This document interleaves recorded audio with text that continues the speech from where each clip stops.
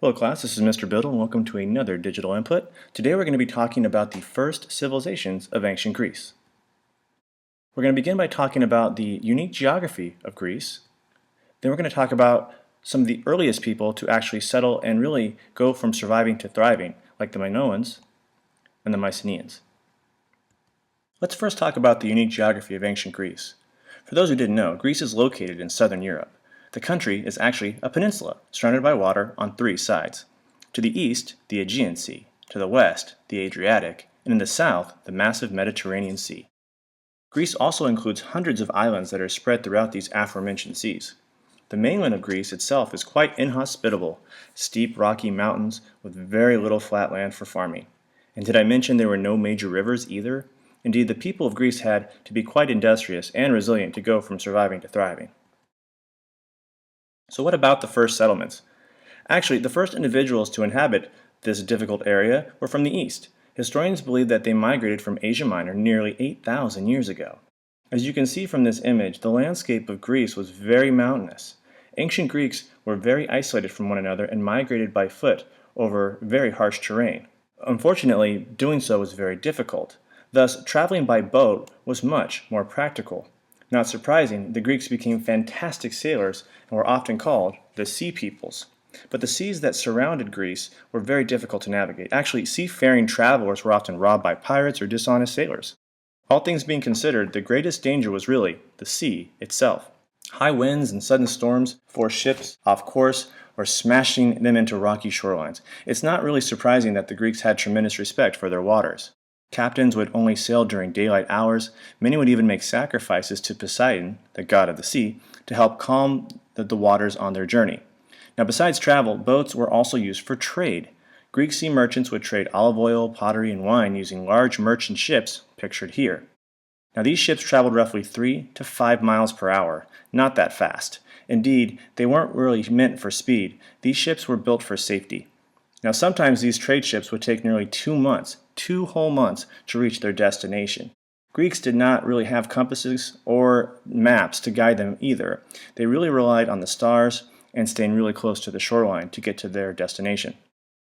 Now, the life of a Greek sailor was most certainly a difficult one, but sailors weren't the only ones who had to be resourceful to get by. Now, farmers had it pretty rough, too.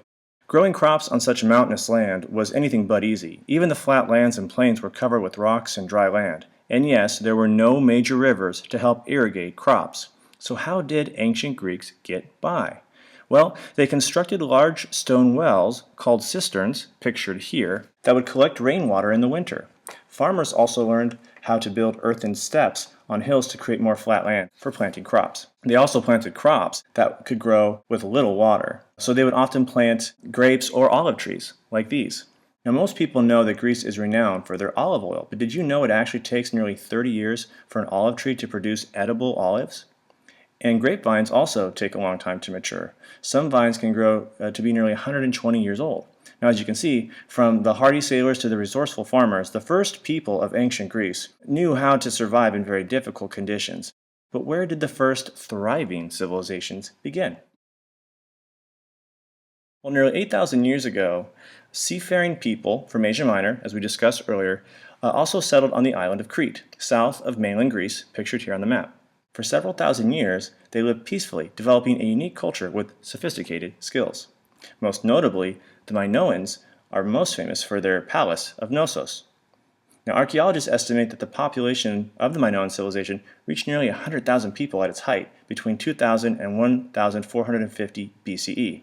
We think the palace, pictured here, was built during this time.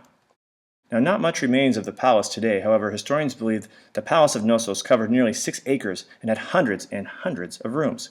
It even had indoor plumbing. The palace was indeed a labyrinth.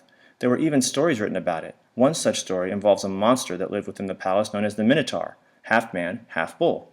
Every 7 years, naughty children were sent to the palace of King Minos to be sacrificed to the Minotaur, who lived within this labyrinth.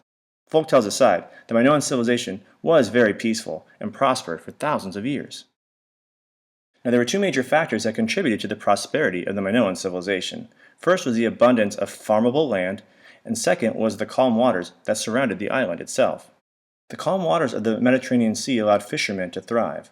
Also, the Minoans were able to construct a fleet of merchant ships for trading pottery, jewelry, wine, and olive oil with countries both near and far. Some Minoan items went as far as Egypt and Syria. And speaking of pottery, Minoans were famous for their terracotta pots. At the time, Minoan urns were considered the finest in the world. These potters used a distinct style where they would etch designs of animals and figures onto the pottery itself. This technique is known as sgraffito, which is actually where the modern-day term graffiti comes from. Many Grecan urns depicted mythological tales, glimpses of everyday farming life, even detailed renderings of aquatic sea life, like the image of the octopus you see pictured here. Now, obviously, the Minoans were exceptional artists. In addition to their marvelous pottery, the Minoan artists painted frescoes showing children playing sports such as boxing or bull leaping, pictured here. Yes, that's right, bull leaping. It seems the Minoans loved a good rodeo. The game would have been very dangerous. As you can see from this fresco here, the object was to run at the bull full speed, jump on its horns, and flip over to a group of teammates waiting to catch you. Scary, but true. It's no wonder that the legend of the Minotaur, the bull monster, comes from the island of Crete and the Minoan people. Another interesting facet about daily life in Minoan society was their social structure. You see, the Minoans were matriarchal or matrilineal. That means that women were given elite status over men. For example, wealth would be passed on through the daughters, not the sons. Even their main god or deity was a woman, a snake goddess. Unfortunately, most Greek civilizations after the Minoan civilization marginalized women and gave them very little power and status. Conversely, historians believe that the Minoan queens were even worshipped as goddesses. And speaking of gods, pictured here you can see a woman holding two snakes. This figurine is the Minoan mother goddess herself. The snakes were considered to be guardians of the home. These snakes were not considered ill omens by the Minoans, quite the contrary. Snakes were worshipped in Minoan culture. Some may be grossed out by this, however, snakes would continue to be worshipped by Greek citizens for thousands of years. Even Athena, the goddess of wisdom, is often shown holding a snake in her hands or slithering near her feet. Sadly, the Minoan civilization would come to an end around 1450 BCE. It wasn't due to their love of snakes either. To the north of Crete lied a small island known as Thera, which is presently known as Santorini. Thera was very similar to Crete in that it had a thriving economy and a very peaceful population. Unfortunately, the island of Thera was also a volcano. In 1450 BCE, it would violently erupt. Scholars believe that it killed everybody who lived on the island within seconds. The eruption caused massive tsunamis, earthquakes, and ash to cover the skies. Suffice to say, it was a cataclysmic event. The island of Crete would become covered in thick layers of ash, making their lands unfarmable. Tsunamis wiped out the low-lying seaports, earthquakes destroyed homes, and poisonous clouds of gas suffocated animals and people alike. The eruption of Thera was a level 7 volcanic eruption. Even Chinese scholars saw the same ash in the skies and wrote about it in their bamboo scrolls thousands of miles away. This natural disaster clearly weakened the Minoan civilization, making them susceptible to invasion. Soon thereafter, invaders from the north would conquer Crete and destroy the palace of Knossos. These people were the Mycenaeans.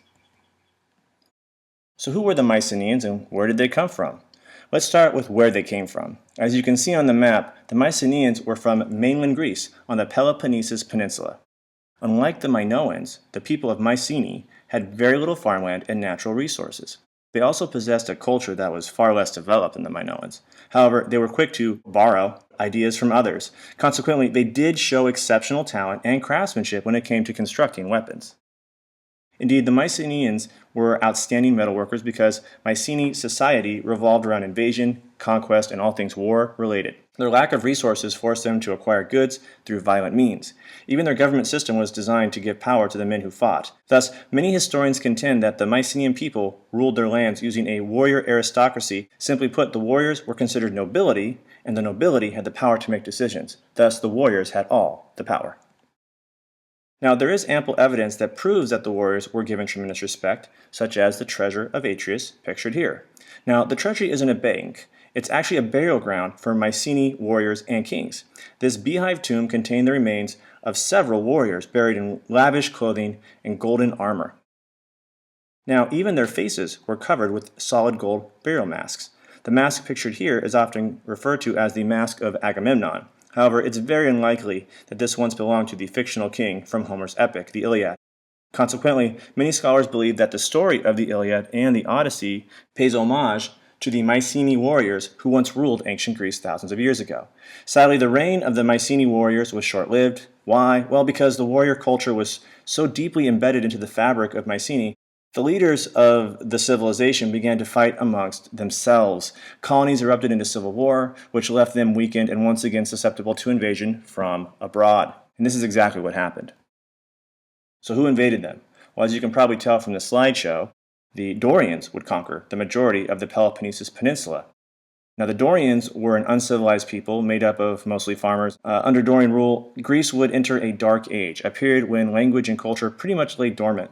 Luckily, the people of Mycenae maintained their culture through oral tradition. They passed on their heritage to their children and their children's children through word of mouth. Tales of great Mycenaean deeds would be sung at religious festivals and feasts or simple family gatherings.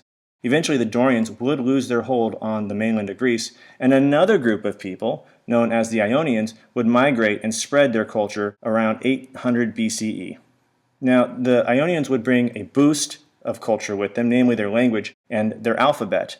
So there you have it. We talked about first the geography of ancient Greece, and this was one of the only civilizations really that we've studied so far that didn't have a major river system, and yet the people of Greece still found a way to not only survive but thrive.